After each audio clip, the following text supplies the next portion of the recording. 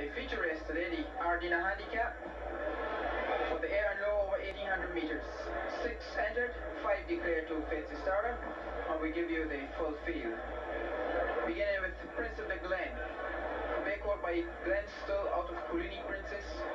Bred in Ireland, classified B2, a 4-year-old, is ridden by Chrissy Griffith, carries 122 pounds. Following is Don Juan, locally bred bay gelding by Happy Boy out of Gilly Gilly, classified C1, a 6-year-old now, ridden by Brett Callaghan, the top weight of 126, but Callaghan claims 7, so Don Juan going with 119 pounds. Joss is the next starter. This one is bred in Trinidad, so fairly international field here. A bear horse by Central Royale out of Salika, classified C2, a 5-year-old. Jay McGinn, the jockey, 117 pounds.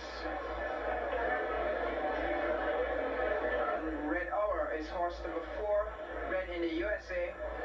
A bear filly by Philip and Carolina Moon, classified C2, a 4-year-old. Venice Richards, the jockey, 121 pounds.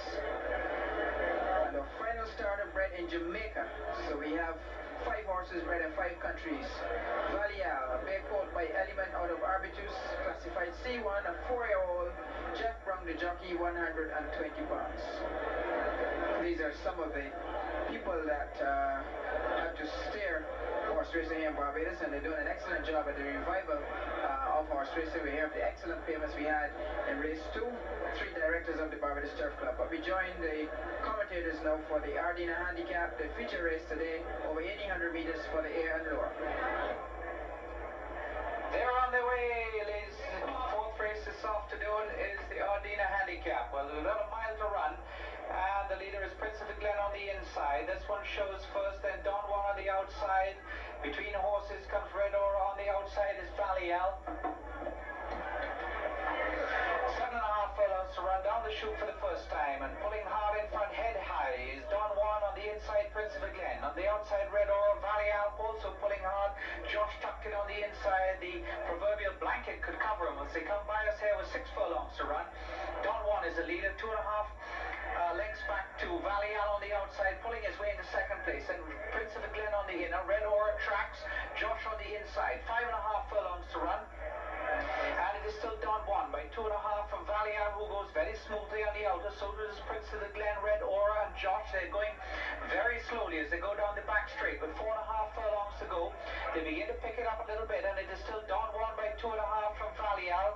Then on the inside comes Prince of the Glen, on the outside Red Aura. Josh now beginning to take closer order as they meet the rising ground with about 3.5 furlongs to run. It is still Don Juan in front, and the boy sits very tall. Jeffrey Brown on the inside, on the next one through is Valial. Then comes Red Aura. Josh begins to run.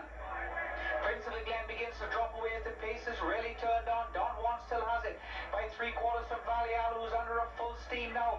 Red Aura begins to fall away. Prince of the Glen looking for racing room. Josh on the outside, not continuing his run.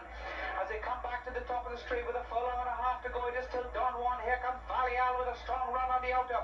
Josh is wide. Through the middle is Prince of the Glen, is Red Aura, but inside the final furlong it is Don Juan who has them cold. He begins to draw away under Juan-Brett Callaghan. Trying hard is Valial, so to Red Aura, but they're not going to beat Don Juan, who makes it pillar to pillar. Second time in a row, he wins it down from Valial. 2.5 from Valial. Ahead on the outside is Red Aura, then about another 5 or 6 back to Prince of the Glen, and 2 back to Josh. In a moment we'll have a result for you. And he makes it 2 in a row, and this old man certainly back Kelly into top form here at the present time. And here comes the winner now. Horse number 2, Don Juan, owned by Mr. C.O. Williams, trained by Bill Marshall, who is on the right side in the 1570 meters. The light flashing away, and off and running. Quick Static made a bad step as she came out of the boxes, but as they come towards us for the first time, it's Man's Wish. This one is doing the early pacing. Following this one closely behind is Thriller. Red Knight is coming up to take close order, so too is Gimme a Break. From the outside is Rugby Laugh. Between horses, Delvita and Hot Rod. Then Isopan and Bubbling Bliss together, quick started along the rail part here, and Royal Loss is the back marker. Around the top turn, they're going towards the 5 furlong marker. And this Man's Wish with Red Knight just pointing this one on the outside. Now these two are clear from Thriller on the inside. On the outside of that one comes Give Me a Break. Delvita improves nicely as she runs up along the rail. Following this one nicely is Rugby Last between horses. Along the rail is Quick Static. On the outside is Hot Rod. Isopan eases up on the inside. Then comes Party Girl, Royal Loss, and Bubbling Bliss is the back marker. The race with 3 and a bit to go now. It is still Red Knight in front from Man's Wish. And on the outside, Thriller goes up early to make his challenge. Then there's Delvita. Give Me a Break on the outside of these. Rugby Last loses her position. So too does Quick Static on the inside. So too is Hot Rod there. The back marker is Bubbling Bliss. They rip off the top of the hill towards the 2 furlong mark on the outside. The blue blinkers of Man's Wish Point. He goes clear by a length now. On the inside, it's still Red Knight. On the outside, challenging strongly is Thriller. Between horses comes Delvita. And the others now looking for their way through. As they come down the home stretch, on the inside, it is still Man's Wish. Delvita on the outside challenging. Red Knight gets a beautiful letting on the inside. Wide on the outside challenging as well as Party Girl. Royal Loss is switched to the outside as well. Inside the final furlong, it's all Man's Wish. Party Girl coming up with a challenge. Royal Loss finishing like a train on the outside, but Man's Wish is going to win it from Party Girl. Man's Wish wins it from Party Girl. Royal Loss on the right outside finishes third. Then comes Delvita. A long way back to Rugby Last and Red Knight. Quick Static, Give Me a Break. Bubbling Bliss. Then comes Isopan, Thread on the outside, and Hot Rod. And that's Callaghan's third winner for the day. And here he comes now, being led in by Mrs. Marshall, Mrs. Pam Marshall, and that lady who assisted her a little bit earlier on, the stylish dancer. So they're doing it all over again. Brett Callaghan, Man's Wish, feeling very good and really giving these ladies a hell of a time, but he's alright. Good winner, horse number 7, Man's Wish. We couldn't leave you on Racing 91 today without giving you another look at Sanford Prince and his impressive victory over the A and Lower in the Blueprint Handicap, as well as having a chat with owner David Seal. On the inside, Sanford Prince pointing on the outside. On the inside is Coolberg. In comes Jessica and Shantis, the back marker. Down the home stretch they come. 3 across the course. On the inside is Coolberg. Faliar down the center of the course. Sanford Prince on the outside. But Coolberg on the inside is the one who seems to be going better. Faliar on the inside accelerates beautifully. Sanford Prince on the outside is clear. Win it out. It's Sanford Prince and Faliar. Sanford Prince and Faliar. Sanford Prince wins it by a head from Faliar. 2 lengths back to Coolberg in third. What a way to end the 9th day of racing at the Garden Savannah, the 2nd season. David Seal, Sanford Prince once again. Yes, very happy. He did it well. He gave 35 pounds to the horse that ran second, and he beat him well. Mr. Seal, certainly, I mean, from the popularity of Sanford Prince, you must certainly be a happy man that you decided to bring him over. Oh yes, and this is quite the most popular horse that I've ever owned. I think he belongs to the people of Barbados. I just have to sit by outside and let them take over, really.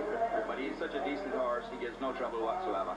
And I think he enjoys the crowd, really. Okay, you think 1800 meters is best distance? Yes, definitely now the horse is getting on in age. The longer the distance, the better for him. Okay, of course, the Heineken Stakes and Trophy on the October bank holiday will be over 7.8 furlongs. What do you think his chances are in among your 3-prong attack, that is?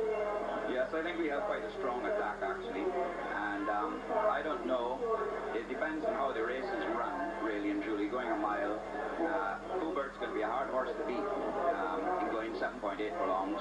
And I think I'm looking to one of my 3-year-olds to win the race.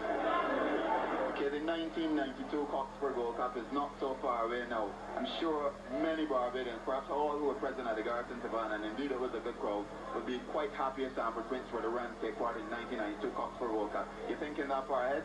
Yes, we are going to map out his program. He'll run next in the Heineken, and then he'll probably run around Boxing Day or early December. He'll probably then come back maybe for the Cape Shepherd 5000 and come hot and ready for the Gold Cup. And I am going to retire him immediately after the Gold Cup next year. Well, you heard it from the man who is in charge of the future of Sanford Prince. In fact, he was in charge of the present, the before, the future, and now the